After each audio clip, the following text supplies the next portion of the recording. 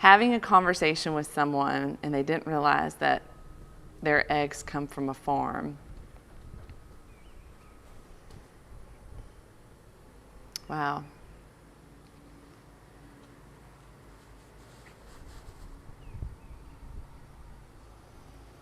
That's tough. That's tough. I think, unfortunately, there is a part of the population that is removed from understanding agriculture. My name is Christina McInnis. I'm from the Woerner family, who's been farming for over 100 years. I'm a mother of 4 children, and it's important to me that I'm raising them to appreciate not only being a farmer and from a farming family, but agriculture in the nation. Growing up in rural America, especially in Alberta, Alabama, here in Baldwin County, has made me a person that can go anywhere in the world. And I greet somebody eye to eye and with a smile. And if I'm in New York City and the door's open, I will meet them in the eye, tell them thank you.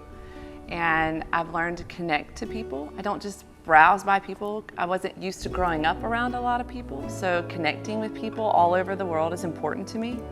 I snuck out of the house and I went and stole my cousin's 3-wheeler. I only had 4-wheelers, but I couldn't take mine because they would have heard me crank mine up. So I went to my cousin's and took his.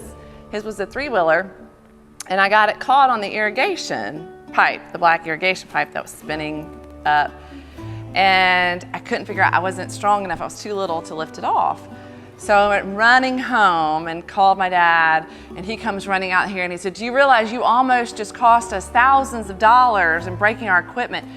Here I thought I did a good thing, and he turned around and whipped the stew out of me. I'll never forget that minute. So I think most of the fond memories were the little mischievous things along the way, but also understanding animals and agriculture and bonding with animals and bonding with the land and understanding where your food supply comes from, understanding how to farm and appreciating the farm. So I think some of my best memories were, the most fun were the little mischievous ones that I got into a lot of trouble. I think it's unfortunate that there's this segment of the population that doesn't understand agriculture and where their food comes from. I was raised watching my grandfather, Charles Kickler. He started his day before the sun rose and finished every day after the sun went down. And I can remember working on the potato shed with him. We were grading. I was only allowed to grade the sweet potatoes. He never let me go on the forklift because he was afraid I was going to get hurt. And I was grading sweet potatoes one day in his potato shed, and he was cleaning out the equipment and the gears, and it caught his fingers. And he just wrapped it up, and they took him over to get stitched up. And when I went to check on his fingers a couple days later, I realized he had no fingertips. Farmers literally give their blood, sweat, and tears to their job, and it is the most important thing they do, is to provide the best produce they can in agriculture to our food supply and marketplace. And it's unfortunate that the segment of population doesn't understand the work that went into it even before the blood, sweat, and tears of the farmer, the environmental conditions, the soil conditions, the whole part of farming and agriculture that goes into just producing one sweet potato on the other side. If I had one nugget of wisdom to share, it would definitely have to be a little bit of tough love.